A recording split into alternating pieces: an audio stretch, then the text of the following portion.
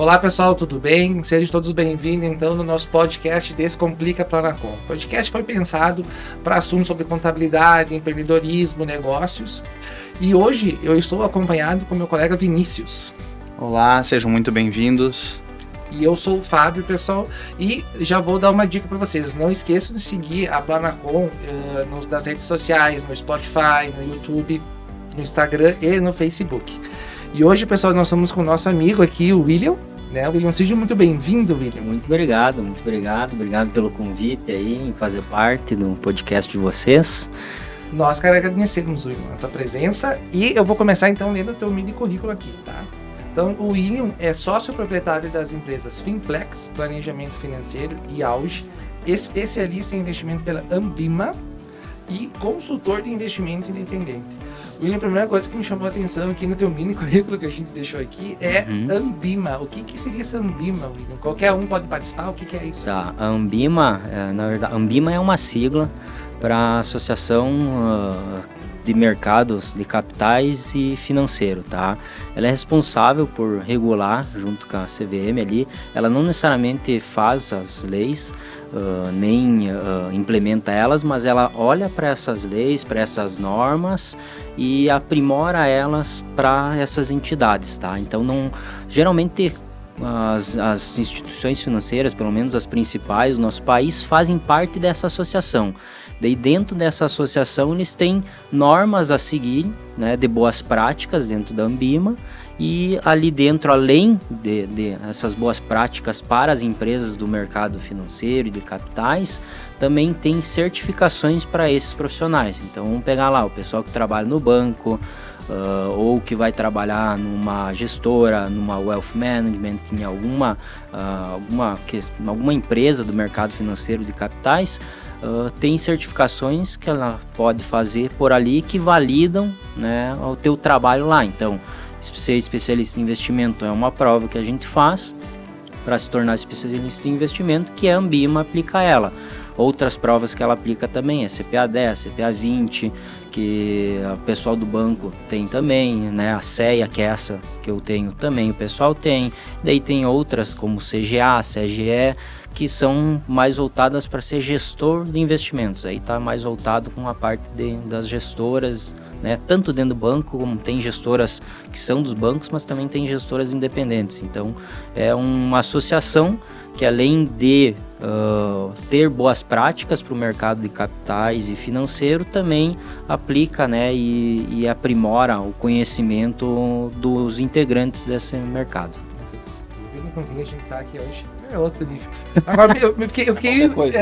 Qualquer coisa. O William, agora eu fiquei pensando, vou dar um exemplo que me veio na cabeça agora. Tipo, eu fiz biologia, tô chutando, tá? Fiz biologia, fiz química e eu agora quero ir para finanças. Eu posso fazer esse curso ou eu tenho que ser ligado? Para fazer a prova, necessariamente tem que ter uma graduação, tá? Indiferente da graduação que é. Tá? Então, se tu é da biologia, da química, história, quero mudar de profissão agora. Tu pode fazer a prova e se tornar um especialista, né? É uma prova que exige, né, um certo conhecimento, é uma prova um pouco extensa, exige, né, tem cálculos e tal. Então, mas qualquer pessoa, né, que estudar e conseguir passar... E passa com o quê? 5, 7? 7. 7 passa liso. 7 passou. Não, tá, mas ia passar. Não, e além da Ambima, a gente tem também a Planejar, tá? A Planejar é a Associação Brasileira de Planejadores Financeiros, é uma entidade da internacional, que ela faz parte de uma entidade internacional, que daí tem uma outra certificação que é o CFP, que é de Planejador Financeiro Profissional. Então é uma certificação... A gente tá com o cara certo hoje, cara, porque hoje o que é a nossa proposta, né? Onde a gente já trocou umas ideias antes, né? A gente agradece novamente a tua presença, é nós descomplicar a previdência privada, né? Porque é um assunto que a gente vê que é bem tocado, né? Eu acho que depois da pandemia deu uma reforçada, e nós queremos entender o que é essa previdência privada, quando que eu começo a pagar, é vantagem para mim, sim ou não? Dá uma pincelada para nós, assim, do tipo, o que seria, dá para nós começar aqui o nosso bate-papo aqui. Perfeito. Acho que assim, para começar, a previdência privada, ou previdência complementar, como alguns chamam, ela não é um caráter obrigatório, tá? Então tu pode fazer como tu também pode optar por não fazer. Diferente do INSS, nossa Previdência Social, ela é obrigatória por lei para a gente, todos nós temos que contribuir para o INSS. A Previdência complementar, o que acontece? Ela tem esse caráter, né, para complementar a nossa Previdência Pública. Então vamos lá, vamos pensar na pessoa que ganha 10, 15 mil reais por mês, tá? Se ela contribui com o teto do INSS, quanto é que ela vai ganhar quando se aposentar? Não vai ser 10, vai ser o teto vigente, né? 7 mil e pouco. Isso. E tem toda, né, toda essa questão, né, de legislação que envolve isso, tá? Então o que acontece? Como é que fica o padrão de vida dessa pessoa? Ganha 10, chega lá nos seus 60, 65, 75, quando for. Depende da idade que for se aposentar, né? E daí de 10 ela começa a ganhar 7. Fica, né, o padrão de vida dela vai ter que reduzir. Então a previdência complementar, ela vem justamente para isso. E essa diferença dos 7 para os 4, tu pode fazer através de uma previdência privada, tá? Então, que idade começar, quando começar, quanto antes, né? A questão do tempo tá a nosso favor. Quanto mais tempo tu tiver para juntar, para contribuir, maior vai ser os juros compostos que tu vai receber. Explica pra nós, porque o que eu observo, tá? Tu me corrige se eu estiver errado. Previdência privada, né, Vini? O Vini depois também pode me ajudar aqui. Previdência privada, geralmente é um produto, tu vai no banco, aí eu preciso de qualquer, sei lá, tu chega lá, preciso de empréstimo, preciso de qualquer operação lá do banco, o gerente, quem sabe, tem uma meta lá e vai lá e mas faz comigo uma previdência. É que nem o CDB, aqueles. Eu vejo que às vezes eles estão casando isso seguro junto também. Acontece isso. Só que isso, a nossa ideia aqui é realmente, já que tu já deu essa pincelada, que tipo, realmente vale a pena pra mim, tipo assim, eu, Fábio, quem tá nos ouvindo ali, dentro do cenário que tu vai falar pra nós, vale a pena eu fazer uma previdência privada? Assim, Perfeito. O que acontece? No Brasil, a gente tem um conflito de interesse na distribuição de produtos de investimento, seja ele previdência, seja ele seguro, seja ele consórcio, porque existe uma comissão que quem está distribuindo aquilo recebe, né? Então, por exemplo, vai ter um investimento de um banco X ou um fundo de investimento da gestora tal, essa gestora paga uma comissão para o distribuidor tem isso, vender aquilo lá. Sim, não sabia disso. Sim. Tudo é interesse mesmo. Então o que acontece? Tu pode ter pessoas bem intencionadas utilizando isso, como tem pessoas mal intencionadas utilizando isso para qualquer coisa. A questão não está em necessariamente o problema está só em ter um conflito, de existir uma comissão, não. Pode ter pessoas que vão te recomendar algo que seja de acordo com o que tu precisa. Mas como numa instituição financeira geralmente as coisas são em escala, se perde um pouco esse contato um pouco mais fino com o cliente. Até mesmo porque o gerente lá, o atendente, quem for, ele não tem tempo para ficar sentado lá contigo e personalização, né? Exato, e conversando, né, e entendendo a tua vida, isso, aquilo, teus objetivos, né? Não tem como fazer isso porque a rotina dele é extremamente ampla durante o dia. Então, o que acontece? Hoje, né, falando um pouco da nossa forma de trabalho, nós somos independentes, então a gente não ganha comissão dos produtos de investimento. Quem nos remunera hoje é o nosso cliente e não os produtos financeiros. Então, quando tu tem um profissional que tá olhando para você, ou tu contrata um serviço para você, ele vai sentar contigo e olhar o que você precisa. Deixa eu só fazer um parênteses aqui pra ver se eu entendi, então. Vou jogar a bola pra ti aqui. E, né, Vini, vamos dar moral aqui. Já que, né, nós vamos... Quem entende. A diferença, então, de eu ir num banco, em geral, né, não vamos, assim, botar tudo no mesmo cesto, mas geralmente, geralmente eu vou no banco uma vez lá, há tempo, e tem gente que nem gosta mais de ir em banco, ele não vai saber o meu perfil. Se eu chegar lá, ele vai ver mais ou menos as metas, né, se não tiver esse trabalho personalizado. E ele vai ganhar conforme a venda de produtos. No caso de vocês, tu vai ganhar, se eu ganho, tu ganha. Um ganha-ganha entre nós, não é pro banco, é entre ele e o banco, é isso? O que acontece? Hoje o nosso cliente, ele contrata nossa consultoria. Perfeito. E o que a gente vai recomendar é indiferente, aquilo que ele vai receber, né, o que aquele produto vai dar ou não de comissão, volta para o nosso cliente indiferente do que a gente recomendar para ele. Mas a questão está também no entender, né, o contexto geral. Quando a gente fala de previdência, tem várias coisas que a gente tem que olhar, né? Uma delas é para a questão de imposto de renda do cliente. Então tem que entender como é que é a forma, né? Se a tributação dele lá é pelo simplificada, se é tem também, desculpa te cortar aqui, tem as taxas que o pessoal tem uma taxa, tipo, o pessoal fala, vale a pena desde que cobre X% ou não existe isso? Tem, dentro da previdência privada tem a taxa de administração, tá? Então... Isso, a taxa de administração. Isso, geralmente quanto menor, melhor. E tem algum ideal, assim, já tem que ser, sei lá, X ao ano? O que acontece? Hoje o mercado, quando a gente fala de previdência, tem previdências conservadoras e arrojadas, tá? O que são as arrojadas? São fundos de investimentos em previdência, que daí investem em renda variável, né? A carteira é um pouco mais arrojada. Geralmente nessas, a taxa de administração é um pouco maior, tá? Nas conservadoras, que investem mais em renda fixa, em títulos públicos, a taxa de administração geralmente é a mais baixa. Então, nessas mais conservadoras, né, o que a gente olha no mercado gira em torno de 1% para menos. Tem algumas até que são zeradas, tá? Então, existe, né, planos de previdência privada com taxa zerada e vai ali de 0 a 2,5%, 3% no máximo, assim. Muito mais do que a escolha do produto naquele momento, também o acompanhamento desse produto, ele se faz muito importante, né, William? Claro. Pelo motivo de adequar a tua realidade, porque hoje eu posso ter uma realidade, amanhã eu posso ter outra, então eu vejo e entendo que é importante, além do escolher bem o produto lá naquele momento, também ter esse acompanhamento. Gostaria que falasse um pouco dessa... O que é esse acompanhamento? A previdência privada nada mais é que um fundo de investimento, tá? Então, o que acontece? Esse fundo de investimento tem uma performance.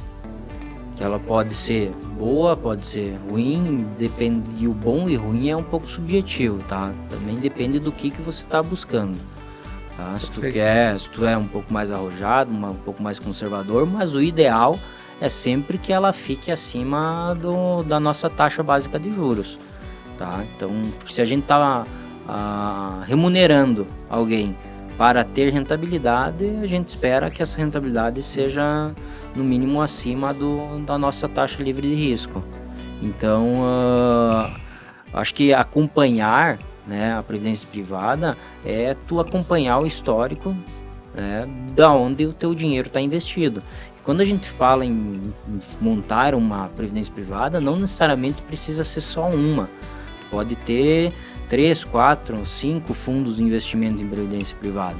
Pode ter um mais conservador, um mais moderado, ou se essa pessoa não tolera risco, pode ter 5 fundos ali conservador.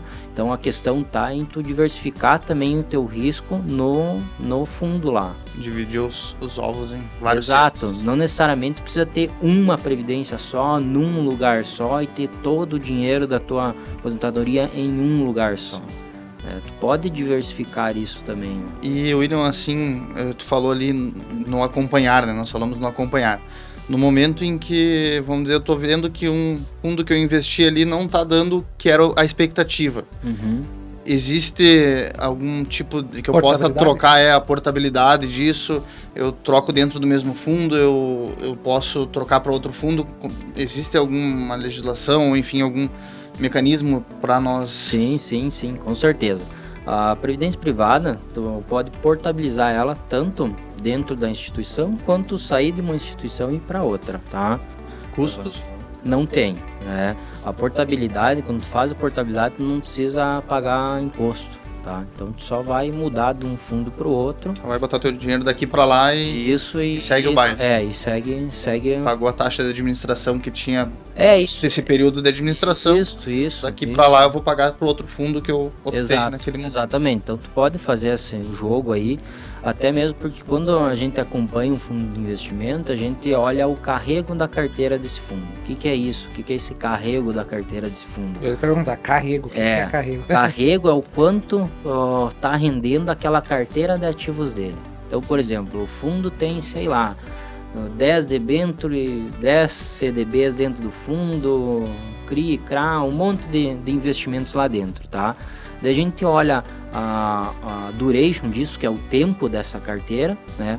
Levando em consideração os vencimentos, e olha quanto que é o retorno de cada um desses títulos.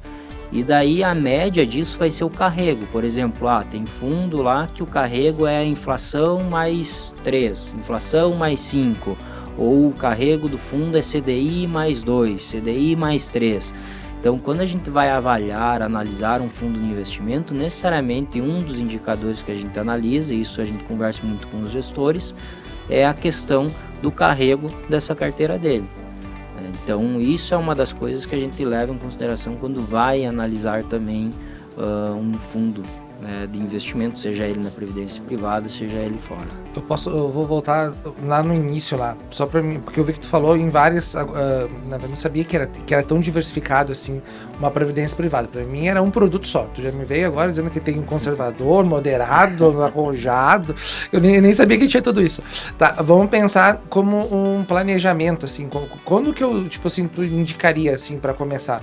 Vamos dar um exemplo. O Vini aqui é casado e vai ter um filho. Já é vantagem nascer o filho já faz uma? Não, ou eu estou no final de carreira, vamos dizer assim, já estou com meus 50 e poucos anos, pensando na minha aposentadoria, já vale a pena eu começar a pagar? Que tipo, como é que funciona isso na prática, assim, da tua experiência, assim? O que acontece? A gente não adianta a gente planejar algo, né, para longo prazo e querer começar isso 10 anos antes, né? Então, se eu estou pensando em querer criar uma renda para os meus 60, 65 anos, quanto menor a idade que tu começar, mais tempo de contribuição tu vai ter, mais dinheiro tu vai acumular. Então, essa questão de, teve filho, não teve, tá com essa idade, tá com essa, isso vai muito mais da organização financeira da pessoa, da gestão do seu dinheiro ali mês a mês, do que necessariamente tive um filho, tem que fazer a previdência, ou quero me aposentar daqui 10 anos, tem que fazer previdência. Não, se tu pensa em ter, né, algo lá para o futuro, quanto antes tu começar é melhor, vai muito mais dos teus planos e tu se entender o que você quer como investidor, do que necessariamente uma regra. Então, quanto antes tu começar a contribuir com aquilo, não importa, vai começar lá com R$100 ou vai botar 1.000, não importa, desde que esteja uma constância nisso ao longo do tempo. Então, a questão que vai fazer tu acumular um patrimônio é o tempo, junto com os juros que tu vai ganhar isso, e principalmente o quanto tu vai conseguir aportar para isso. Então, capacidade vai muito de pagamento. Capacidade de aumentar aquilo, porque o que vai transformar, né, a tua tranquilidade lá na frente com esse capital que tu vai acumular é o quanto tu conseguiu poupar ao longo desses anos. Então, necessariamente, eu vejo a previdência privada importante pelo sentido de que somente a nossa previdência pública, a gente não tem uma segurança tão grande nela, na questão de isso vai suprir as minhas necessidades financeiras lá na frente. O que o governo vai me pagar lá na frente vai ser ou não vai ser suficiente? A gente não sabe. Hoje a gente vê que não é suficiente. Pega um vovô aí aposentado aí com 2 salários mínimo, a gente sabe que a questão inflacionária também corrói, né? O que o Vini falou, foi na época que geralmente tu mais precisa, né? Com remédio. É uma realidade, sim, né? Então, assim, é super importante, né? Porque quando a gente fala em aposentadoria ou liberdade financeira ou qualquer outro nome que queiram dar, a gente tá visando um período de redução de trabalho e mais possibilidades de escolha, né, do que a gente vai fazer com o nosso tempo. Sim, ainda mais vendo o momento em, assim, a gente fala pra frente ali, né, que hoje cada vez os casais estão tendo menos filhos e muitos não estão nem tendo. Então lá na frente, hoje tem muitos filhos que o pai e a mãe precisam lá, cada um contribui com um pouco, ajuda com um pouco lá no remédio e vai embora. Agora, muitas famílias com um filho.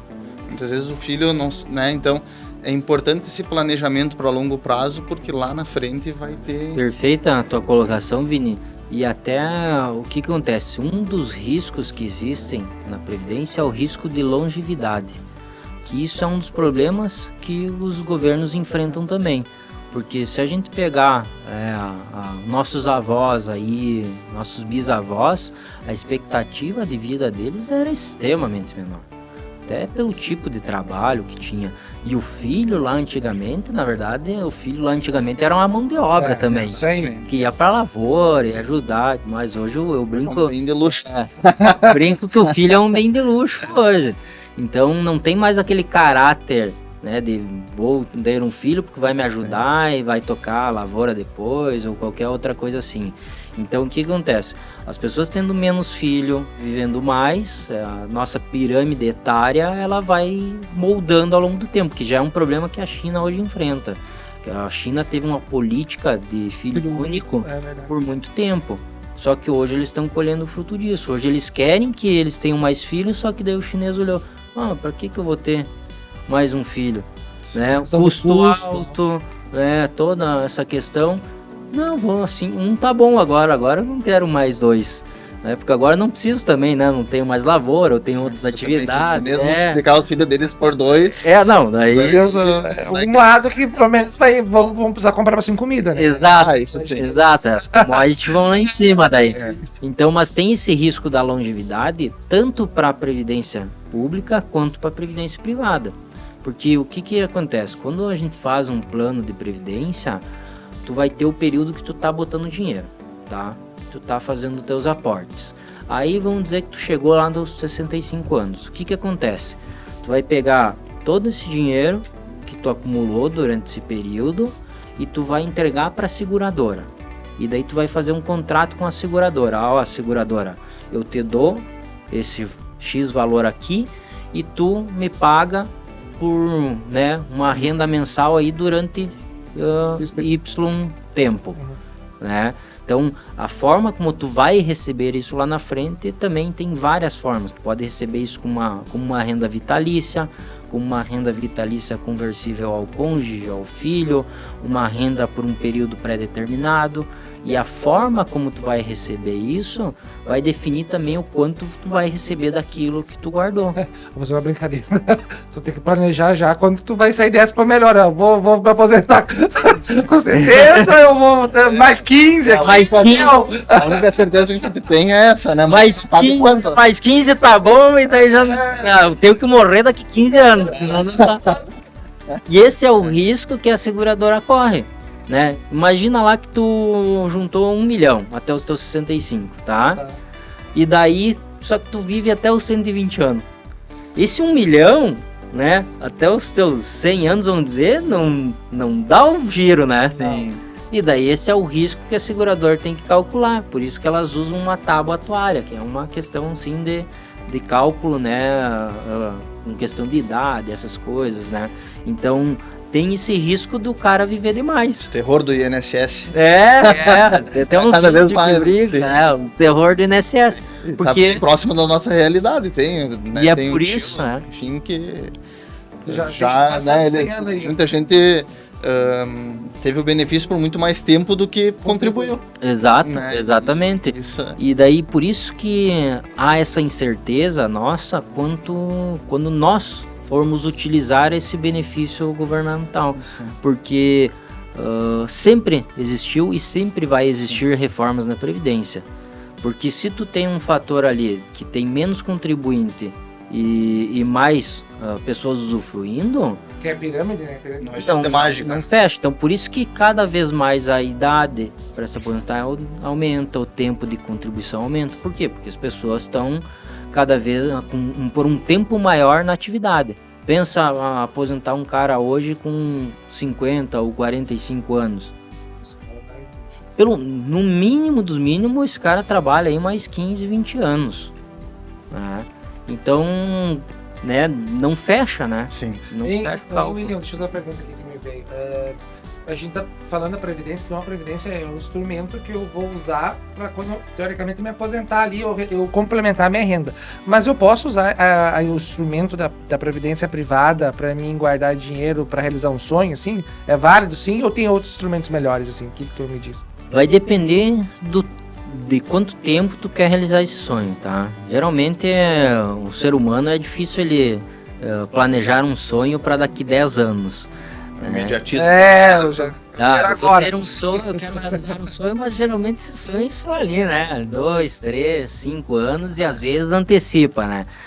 Na teoria, pode ser que seja interessante por uma questão tributária, algo assim.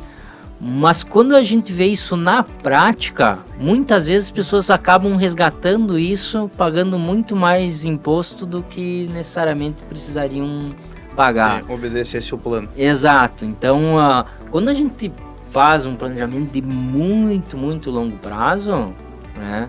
Eu sempre falo aos meus clientes e amigos, quando a gente vai planejar muito, muito, muito longo prazo, tem que ser uma parcela pequena do que a gente tem hoje, né? Porque a gente tem várias coisas que a gente quer realizar no curto prazo para ter aquele equilíbrio entre pensar no futuro e agora. Mas assim, é muito difícil, né? O planejar, a gente vir aqui, botar num papel, fazer um gráfico bonito, tudo certo. É uma coisa, né? Outra coisa é o que a gente vai viver daqui até lá, né? Então, assim, quando é sonhos, né, que tu quer realizar, vamos dizer aí, 5 anos, num curto espaço de tempo e tudo mais, não vale a pena, tá? Tem outras formas de tu investir que são mais interessantes, até mesmo, por exemplo, tem uma pessoa que quer ficar 6 meses em outro país. Tu não vai acumular o dinheiro dela em reais, tu tem que começar a pensar em acumular o dinheiro dela na moeda de onde ela vai viver. Então, assim, tudo depende do plano que o cliente tem. O que a gente vê hoje, né, às vezes o próprio investidor, a própria pessoa desconhece o que ela quer, né? Mas vamos falar bem sério, é difícil vamos pensar a longo prazo, que vamos pensar 10 anos, 20 anos. É difícil tu pensar mesmo, né? Tipo, claro, é difícil muito. Porque tu falou o fator tempo aí, a gente não sabe o que acontece na vida da gente nesse período, né? Porque às vezes o cara casa novo, descasa, aumenta a família, diminui a família. Daí que entendeu? A gente sabe. Ou até que tu fez o plano e manter esse pagamento mensal, vamos dar um exemplo. Exato. É complexo. Acontece muita coisa, imagina em Eu brinco lá no escritório, tu fica 10 dias sem ir, quando tu vê, já tem gente diferente e tu já fica perdido. Entendeu? Exatamente. William, voltando um pouquinho na questão da aposentadoria ali, enfim, na previdência privada como um geral. Antes tu falou ali, vou investir 100, vou investir 1.000, né? Quando o Fábio perguntou a questão da pessoa mais de idade ou da criança, né? Uhum. Isso, a previdência privada é só para quem tem efetivamente um poder aquisitivo maior ou é para qualquer pessoa? Hoje ela é para qualquer pessoa. É democrática? É democrática. Antigamente, o que acontece? Houve uma evolução muito grande no mercado financeiro do Brasil, tá? A gente fala que a gente tá na terceira indústria de investimentos do Brasil. Explica para nós o que é. A primeira, a segunda e a terceira, tá? Que é o que nós estamos vivendo hoje. O que acontece? Na primeira, quando tu ia investir em qualquer coisa, né, no mercado de capitais, financeiro, tinha que ter um volume de dinheiro muito grande e só fazia isso através de grandes bancos, tá? Vamos pegar anos 80, anos 90, ali era só isso aí. Depois veio as corretoras de investimento, que nada mais é que um banco de investimento. O que elas fizeram? Elas democratizaram o acesso aos investimentos. Então, se para investir naquele produto o mínimo era, 50, 100 mil, elas trouxeram para 1.000. Pode ter diferença. Entende? Então, as corretoras de investimento, elas democratizaram o acesso aos produtos de investimento. E a indústria que a gente está vivendo agora é a indústria em que quem distribui isso, né, ou quem recomenda isso, já não está mais naquele modelo comissionado pelos produtos de investimento, e sim por quem está contratando aquele serviço, entende? Então, hoje nos Estados Unidos, mais de 50% das empresas lá não é mais assessoria de investimento, é consultoria. né? Então não tem mais... Tudo junto, então. Isso. Se eu ganho, se eu me lasco, Senta você lasca do mesmo lado, entende? Exatamente, essa a expressão que eu uso, senta do mesmo lado, né? Porque muitas vezes, eu tenho interesse na comissão. E aí eu quero vender. Se eu sou comissionado, eu quero vender. Agora não, agora eu quero acompanhar esse cliente. Vou recomendar. Então, e daí entra naquela questão, né? Existem profissionais e profissionais. Como em todo lugar. Em todo lugar. Tem excelentes profissionais dentro desse modelo, como também não tem bons profissionais dentro do outro modelo. Né? Então a questão não está em... favorece mais, né? No sentido exato. Então a questão não está em julgar o modelo certo ou errado. A questão está em esclarecer e ser claro como funciona o mercado. Né? Se as pessoas... Tem um filme bem famoso que é o Lobo de Wall Street. Sim. Né? Se as pessoas assistirem esse filme, elas conseguem entender um pouco melhor do como é que funciona esse mundo. Porque o que acontece? O cara, ele vende ativos ruins lá para os clientes, pega ações ruins e tudo mais e vende, e a comissão é extremamente maior. Por quê? O produto é ruim, então... Vende ilusão, na verdade, né? Exato. O último, mais novo, Leonardo DiCaprio, né? Não sei se tu chegou a assistir. Quando ele entra naquela corretora pequenininha lá, numa garagem lá, ele liga para um cara lá e vende uma ilusão e o cara topa na hora e aquilo ganha um volume, né? Exato, então hoje isso acontece ainda, tá? Produtos que têm uma taxa menor pagam uma comissão maior, produtos que têm uma taxa maior pagam uma comissão menor. Então o conflito é esse. O como a pessoa vai gerenciar isso com o seu cliente aí é outro assunto, entende? Mas isso é algo que existe. Deixa eu sair fora um pouco. Na verdade, quando nós pensamos na previdência privada, a primeira coisa que me veio, eu disse assim, vou fazer uma pergunta que parece simples, assim, meio boba até, mas eu acho que é importante. Porque o que diferencia uma previdência privada da nossa previdência? Assim, tu deu vários pontos já até agora, mas dá uma resumida para nós, assim, até para as pessoas tipo, que vão nos assistir, tipo, até que nível para ela é interessante eu partir para uma privada, sim ou não? Se faz sentido. Perfeito. Acho que um dos principais fatores é a acumulação de patrimônio, porque quando tu paga o INSS, tu não está acumulando patrimônio algum, tu está contribuindo para a sociedade ter aquele benefício e você ter esse benefício lá na frente também. Então tem um caráter muito mais social do que necessariamente de ganho de capital, tá? Na previdência privada, ela tem mais a ver com o teu ganho e acumulação do teu patrimônio e aumento do patrimônio ao longo do tempo. Quando a gente olha para isso, a gente prefere algo mais previsível como investidor. Entendi. É que nem eu te falar, investe aqui comigo R$1.000 por mês, todo mês, e lá na frente eu vou ver quanto é que eu te dou. É um pouco arrojado, vamos dizer assim. Pega os gringos aí. Então é a mesma coisa, né? Numa previdência privada, tu vai estar colocando dinheiro ali, e aquele dinheiro é teu e tu vai usufruir da maneira que tu achar melhor esse dinheiro lá na frente. Então acho que...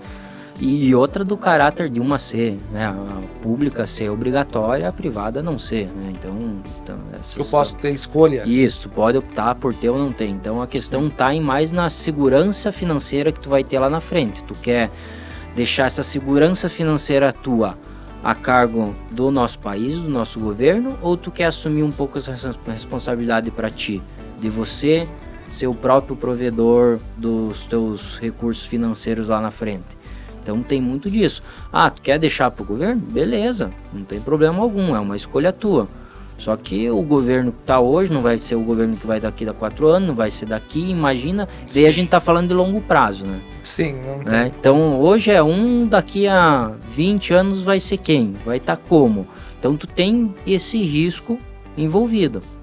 Né? Pode ser que hoje esteja como tu quer, mas amanhã não vai estar, e vice-versa. Então tem esse risco e daí tu tem essa escolha de optar, quero correr esse risco ou não quero. E William, olhando para a questão, agora vamos falar um pouco da parte de imposto de renda, né? A previdência privada, ele é um mecanismo de planejamento tributário para efeitos de imposto de renda pessoa física? Com certeza. Boa, agora, isso é importante. O que acontece? A gente tem 2 tipos de plano de previdência, os PGBL e os VGBL, tá? O plano PGBL, ele tem um incentivo fiscal, tá? O que é esse incentivo fiscal? Ele pode abater até 12% da renda bruta anual, tá? Então, sei lá, teve lá 100 mil? Nossa, um exemplo aí pra 100 mil, né? Eles vão dizer que tá lá na previdência dele que faturou lá 100 mil no ano, tá? Se ele botar 12 mil numa previdência privada, ele vai reduzir esses 12 mil. Então, então, em vez da Receita Federal calcular em cima de 100 mil, ela vai calcular em cima de 88. Entendi. Tá? Isso Então, no P ou no V? no P. No P de pagamento. P Eu confundo com isso aí, não é o V e o P até hoje. PGBL tem incentivo. Porque o que acontece? Isso nada mais é que tá postergando o pagamento do imposto dele. Tá? E a gente tem incentivo fiscal também justamente pelaquela questão, né?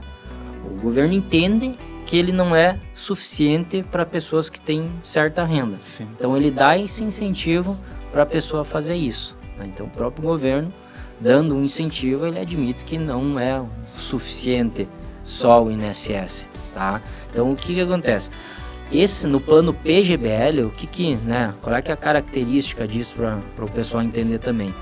No plano PGBL, hoje tu tem esse incentivo fiscal, então tu não é tributado, mas lá no final, quando tu for usufruir daquilo, tu vai pagar, daí depois de 10 anos, ele tem dois tipos de alíquota que depois a gente pode entrar nisso, mas lá no final, tu pode ser tributado daí só em 10% sobre tudo que tu botou, seja o que tu botou, seja o que rendeu.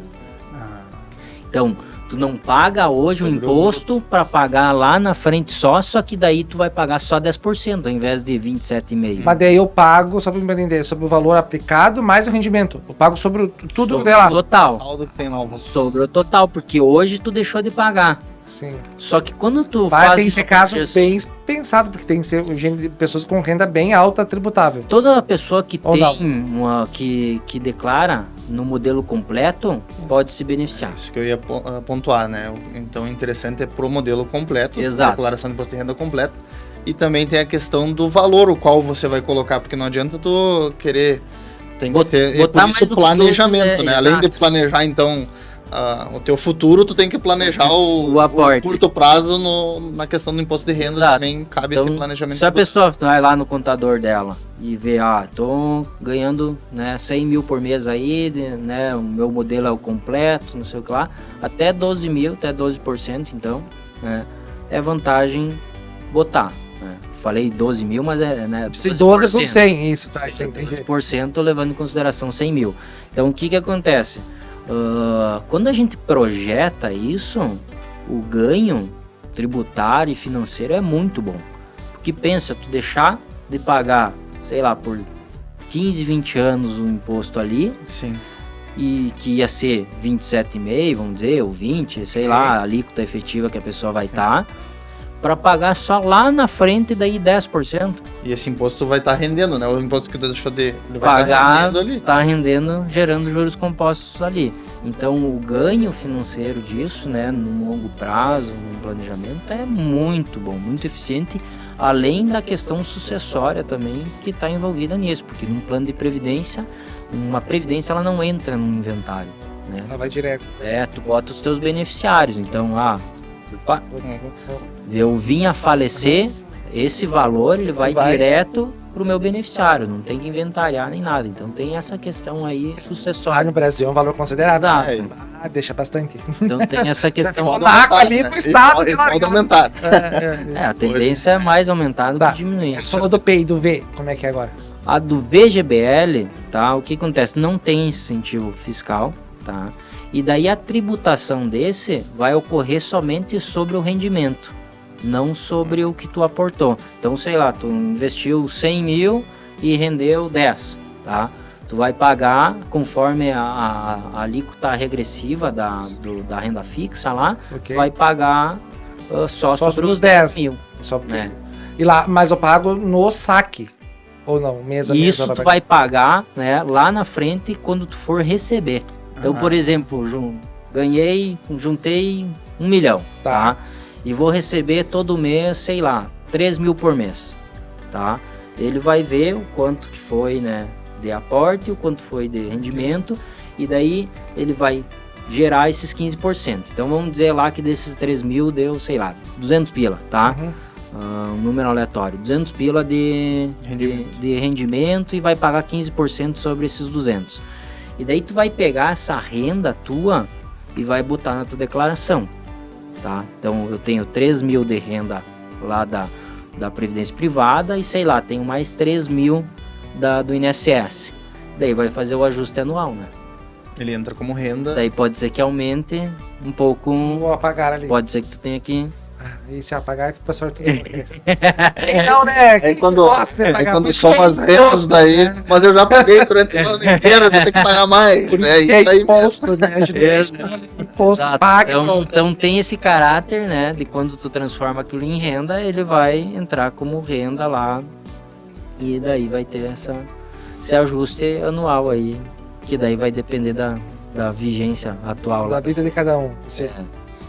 Então tem essas particularidades aí que é importante a gente entender, até mesmo para quando a gente for fazer e quando a gente for receber, né? Então pode ser pessoas que estão ouvindo nós que estão próximo à idade de optar em receber isso, que tem que se atentar às várias formas de receber isso. Por isso é importante olhar essa, né, na hora de receber, como que eu vou receber, olhando todo o período aqui para que... Desculpa a brincadeira agora. É porque tu tem que saber quando tu vai sair dessa pra outra também, né? Porque... eu quero receber daqui a 20 anos, mas será que tu vai aguentar 20 anos? 20... Isso aí é a única coisa que a gente não sabe, a gente sabe. Nós, dessa vida sedentária aqui, isso aqui a gente não vai... Não, o melhor é, deu ali, recebe, vive que tá Exato. vive uma vez, vai. Era isso. Me dá tudo pra cá, encerra isso aí. Porque o que acontece? Tem, né, quando a gente pensa, tratando um pouco da tributação ainda, tem duas tabelas para tu escolher, tá? Pode ser a progressiva e pode ser a regressiva, tá? Explica pra nós aí. Então, indiferente do plano que tu tá, então vamos pensar, tem o PGBL e o VGBL, tá? Tu pode escolher um PGBL com uma dessas duas ou um VGBL com uma dessas duas. Tá? Então tu pode ter um PGBL com uma alíquota progressiva ou regressiva. E essa opção do progressivo ou regressivo se dá no momento da contratação ou do saque? Da contratação. Da contratação. E eu não posso mudar depois? Não. Né? Tu se dá no momento da contratação ali, tá? Geralmente tu indica, tipo assim, não tem, vou voltar pra história, preciso saber quando que eu vou sair dessa pra melhor, mais ou menos, então, não? O indica qual produto eu vou fazer, como eu vou fazer e tudo mais, é análise do cliente, né? Vamos pegar você, Fábio, vai pedir pra mim, qual é que é a melhor previdência pra mim? Então tá, vamos lá. Deixa eu ver a tua declaração do imposto de renda, vamos conversar aí, né? Quanto é que tu tem de caixa livre ao mês para aportar nisso? Daqui quanto tempo tu quer utilizar isso? A tua situação de trabalho, ela é estável, é instável, né? Tu trabalha de CLT hoje, daqui a pouco tu monta uma empresa e já não é mais CLT. Daí antes tu era vantagem um PGBL, agora já é vantagem um VGBL, porque tu não tá mais na completa, na simplificada.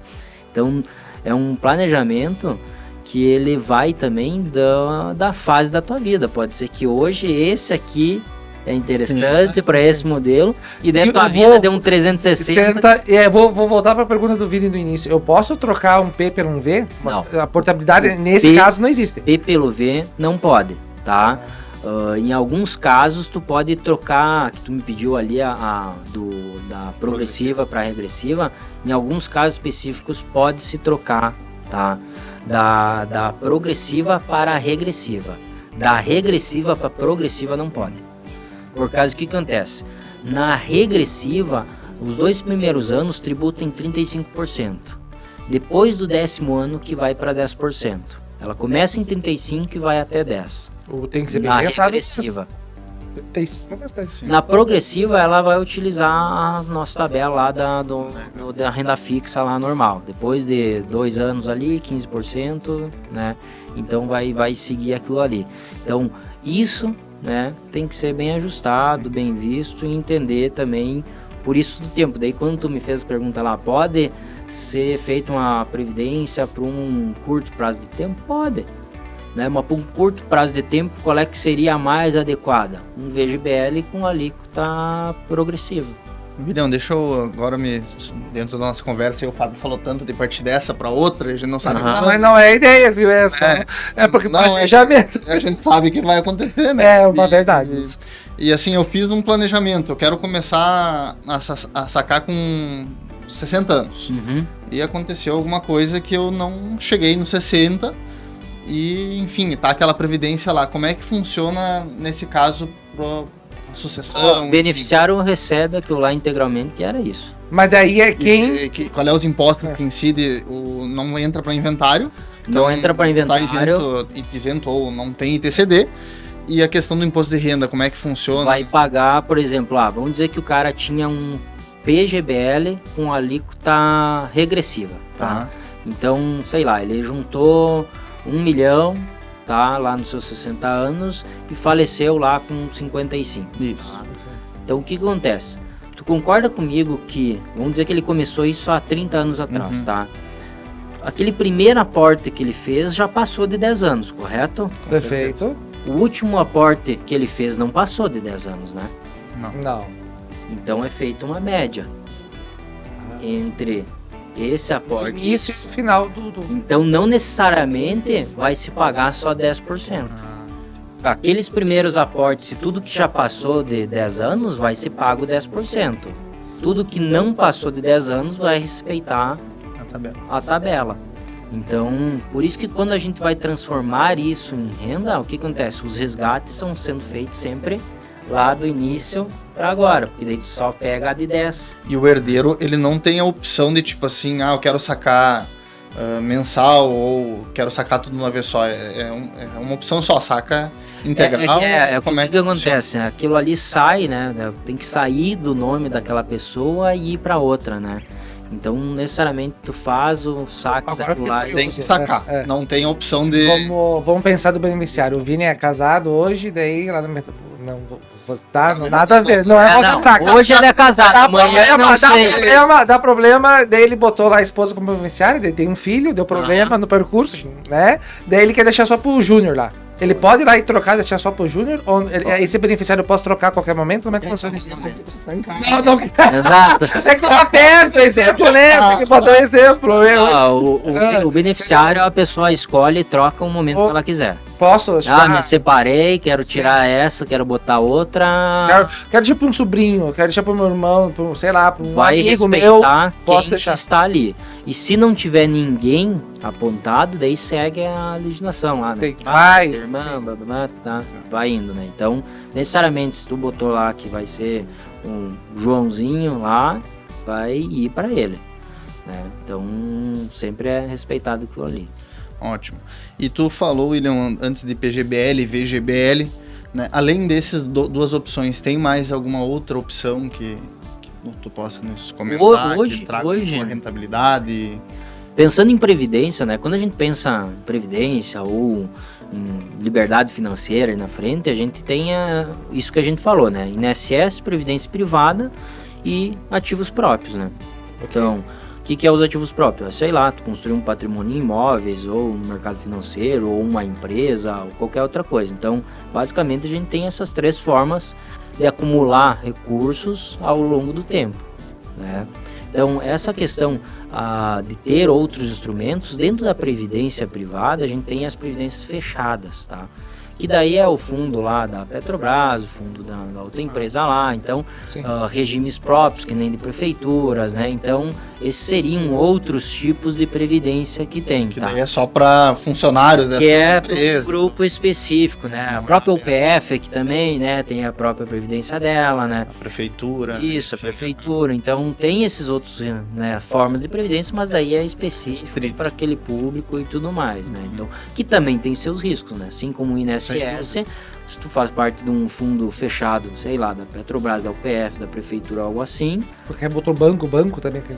Existe um risco envolvido com aquela operação, né? Sobre a gestão daquilo, aquilo. Então, é aquela velha história. Eu tenho clientes hoje que têm né? Por exemplo, tem a previdência ali da prefeitura ou da UPF, mas que também tem previdência privada ou que também contribui com o INSS.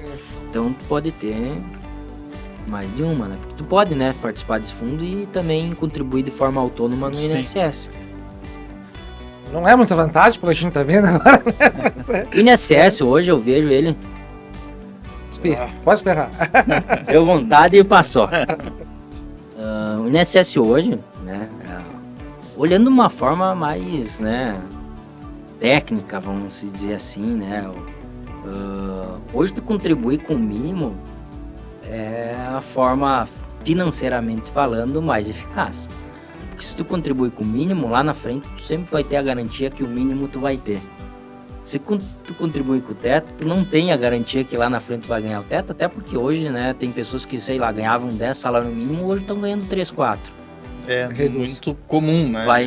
Porque ele não corrige, né? Quem ganha mais que um salário mínimo, ele não corrige igual, né?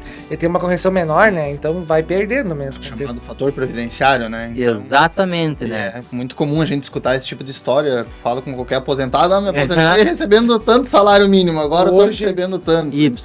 Então, esse é o risco, né? Eu acho que é isso que é importante, né? Os jovens de hoje, ou sei lá, as pessoas de meia idade de hoje, se atentarem a esse risco, porque esse risco indifere de quem está nos governando. É um risco de longevidade, né? Um risco etário, porque as pessoas estão vivendo mais e tendo menos filho. Fato isso. Né? Não é o William que está falando, né? Dados. É o IBGE que mostra isso, né? E é outros países, né, que já vivem isso também. Sim, tanto que essa semana eu tava vendo, na Itália, lá os caras estão pagando para as pessoas nas cidades menores, assim. Exato. Casa por €1, na verdade, lá, né? Então o que acontece? É um risco que ele é administrável. Tu pode administrar esse risco hoje fazendo isso. Se tu não vai fazer, é uma escolha. Daí, claro, daí a gente entra em vários fatores. A gente tá falando, né, hoje aqui de pessoas que têm um mínimo de condições para ter, né, para guardar isso, né? Não entra aqui o assunto de pessoas que não têm condições para guardar nada ou isso, aquilo. Daí eu acho que, né, outra história, outra conversa. Uma questão financeira. Entra, né, questão social, entra outra coisa. A gente tá falando aqui, né, numa parte da população aí, que é uma parte grande da população, que teria condições, às vezes, de guardar seus R$100, né, seus R$50, que a partir disso tu já consegue, entende? Para botar um pedacinho, né, lá pro teu futuro, entende? Então, essa questão que é muito importante do jovem, das pessoas de hoje entenderem que o quanto antes começar, né, mais tranquilo vai ser, né, a sua velhice lá, que é aquilo que tu trouxe também, né, Vini? Antigamente tinham 3, 4 filhos, hoje tem um. Né, daí vamos dizer, né, o cara tem lá 5 irmãos, daí teu pai fica doente, tu vai dividir por 5, né? Se tu é sozinho ou é em 2 irmãos, já diminui. Sim. Se tu é sozinho, já não divide com ninguém. Quem sabe divide com a esposa ali, né? Mas a conta fica mais pesada. Com certeza. E a lógica para... e daí isso vai a lógica tanto para quem está envelhecendo, que tem filho, como para quem é filho, que está vendo o pai envelhecer. É as duas coisas. Sim. Então eu sempre falo para meus clientes, o meu cliente, quando ele é filho único, ele já nasce com uma responsabilidade. Porque se ele vier a faltar, se o filho vier a faltar, quem vai cuidar desses pais? Ordem cronológica, mas acontece muito. E aí, como é que fica, né, esses pais? Quem vai ser os tutores dele lá na frente? Pode não precisar, mas grandes chances de precisar também, né? Sim. Então é um fator da longevidade e desse risco que está envolvido. E o mínimo, antes tu falou ali em R$50, é esse o mínimo, tipo assim, que qualquer pessoa pode começar a contribuir com previdência? Hoje as que eu vi até hoje, o mínimo dos mínimos que eu vi foi R$50, assim, de previdência, assim. Tá. 50, assim, o mais comum é 100, tá? E daí o que acontece? Depende do fundo, tá? Tem fundos de investimento que o mínimo é R$500, tem fundos de previdência que o mínimo é 50, é 80, é 100, Entendi. entende? Então, depende da política daquele fundo de investimento. Então, Mas há a possibilidade. Bem a possibilidade. esclarecedor. Então, né, se a gente for pensar em previdência privada, ele é um mundo extremamente grande. Tem milhares, né, de fundos de investimento em previdência, tá? Resta saber qual que se adequa ao meu perfil, qual que se adequa, qual que é bom, qual que é ruim, né? Então, o papel da pessoa que vai orientar você é justamente esse: ver a questão tributária tua, ver teus planos, ver o que tu quer, escolher um bom fundo para ti, que se adeque, né? Tanto na questão, se vai ser P, se vai ser V, se vai ser progressivo, se vai ser regressivo, e essa questão de acompanhar isso ao longo do tempo vai mudando, né? Pode ser que hoje o melhor era esse, amanhã vai ser outro. Então, não é algo estático aqui, nem planejamento tributário para uma empresa, né? Não é algo, eu fiz isso hoje e agora eu vou seguir assim o resto da vida, né? Cada coisa que tu fala me desperta uma curiosidade. E aí, né, nós falamos lá desde o princípio em acompanhar, em realidade. Hoje eu sou CLT, tenho uma estabilidade, amanhã eu resolvo fazer outras coisas, empreender e não perco essa estabilidade. Eu paguei lá por 3, 4 anos e agora eu não tenho mais condições de pagar, né? Então, como é que funciona essa parada? Eu tenho algum prejuízo nisso? Como é que funciona esse momento? E no momento, agora o meu empreendimento deu certo, eu quero voltar a pagar ou, enfim, eu vou escolher outro plano. Como é que funciona esse... Ótima pergunta. Tu não tem a obrigatoriedade de contribuir para aquilo. Então, se eu contribuir lá por 3 anos e não quero mais contribuir, tu só para e era isso. O que tu contribuiu até lá vai continuar rendendo do jeito que ficou e era isso. Dali, né, 2 anos, né, a empresa andou e tudo mais, quero voltar a botar dinheiro nesse mesmo fundo. Pode. Assim como eu posso escolher outro. Assim como pode, mudou, né? Isso aconteceu comigo. Eu fui por um tempo CLT, daí o que acontece? Eu tinha um PGBL no modelo regressivo. Daí eu tenho a minha empresa e tudo mais. Hoje, para mim, um PGBL já não faz mais sentido. Então, eu tenho um VGBL e ali tá progressiva, entende? Então, muda, né? Claro. E aquele que eu tenho lá atrás tá lá. Né? Tá lá, não portabilizei, não resgatei, não fiz nada, tá lá parado, entende? O que acontece? Né? Vai passar 10 anos daquilo ali, ou 20 anos, ou sei lá, eu vou resgatar aquilo ali com esse incentivo fiscal que eu tive ali naquela época. Ele fica lá rendendo, a única coisa é que tu não vai aportar mais. Né? Então não tem essa obrigatoriedade de tu ter que pagar, ter que não, contribuir. legal, e não ter nenhuma penalidade, né? Porque às vezes, eu paro de pagar, daí tem uma multa.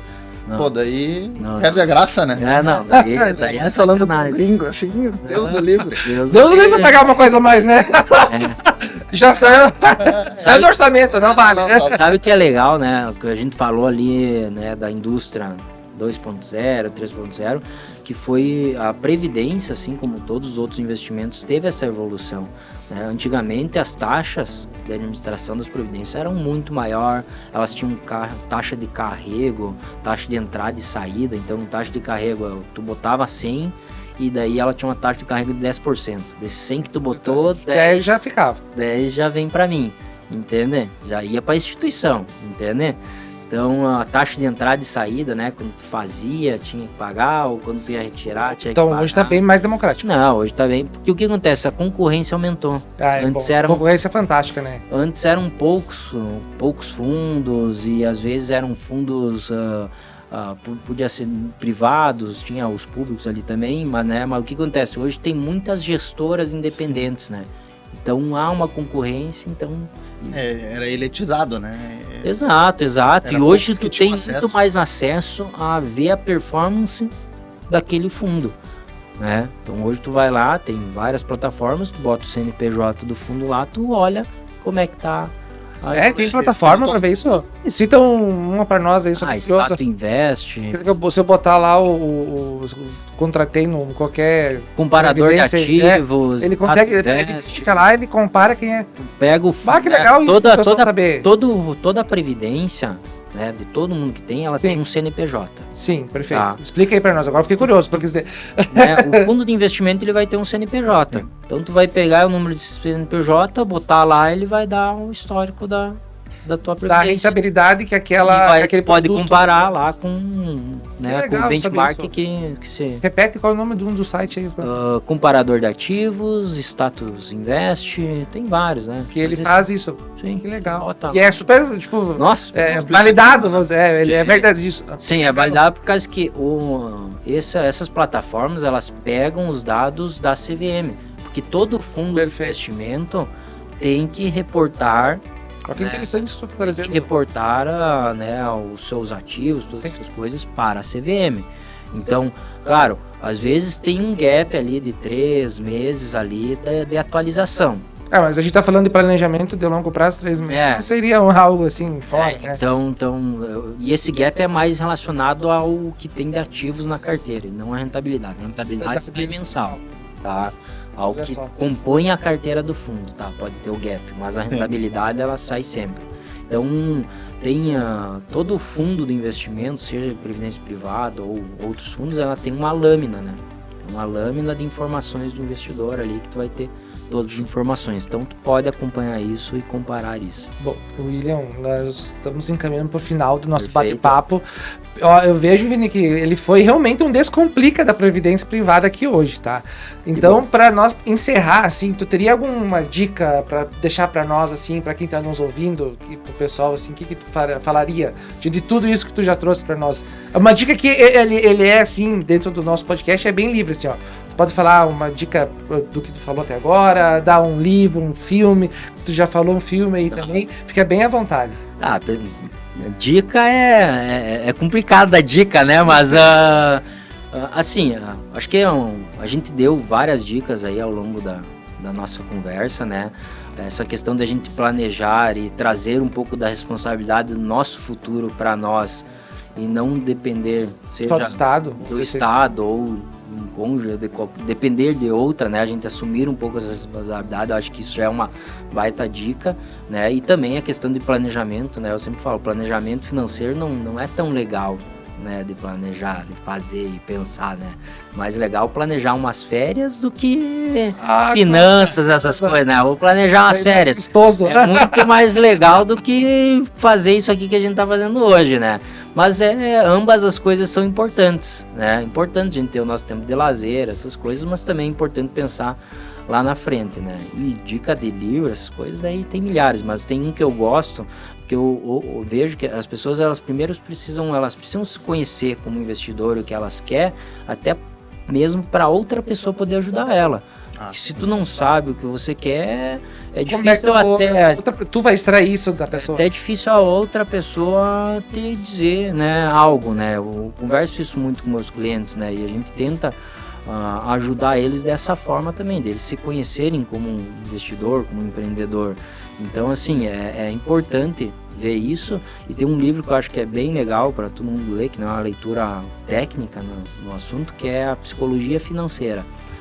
Então dá vários insights, né? Tem várias falas dentro desse livro aí, que é legal para a gente se conhecer como pessoa. Também tem um do Gustavo Cerbasi, que é um grande planejador financeiro aí também. E sabe que ele é contador, né? Gustavo Cerbasi é contador. E que é a riqueza da vida simples, né? Então, porque eu sempre falo, né? A questão não tá só em quanto vai render isso e aquilo, né? A questão tá no bem-estar financeiro que tu tem hoje, no bem-estar financeiro que tu vai ter amanhã. Não importa se vai ser com milhões, se vai ser com 1.000, mas aquilo, né, que tu acumular tem que estar de acordo com o padrão e estilo de vida que tu quer viver.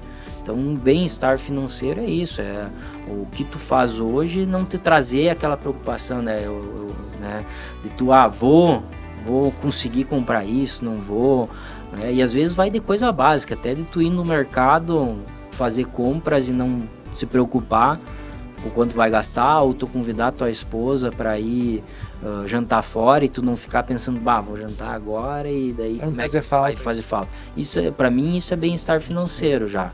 Né? Perfeito. William, novamente te agradeço, vejo que nós realmente chegamos ao objetivo, né, Vini? Com certeza. Complicar aqui, tu trouxe várias dicas e dicas técnicas também, que é fundamental. Então, te agradeço novamente, Vini, obrigado pela parceria aí. Eu que agradeço aí pela participação e por nós poder discutir esse assunto, descomplicar o assunto aí foi muito válido. Perfeito. Perfeito. Então, pessoal, muito obrigado aí por nos acompanhar. Nos sigam nas redes sociais aí para ficar atento aos novos podcasts, novos assuntos. E se tiverem alguma dica de algum assunto, deixem nos comentários para nós aí, certo? Muito obrigado aí. Tchau, tchau. Abraço.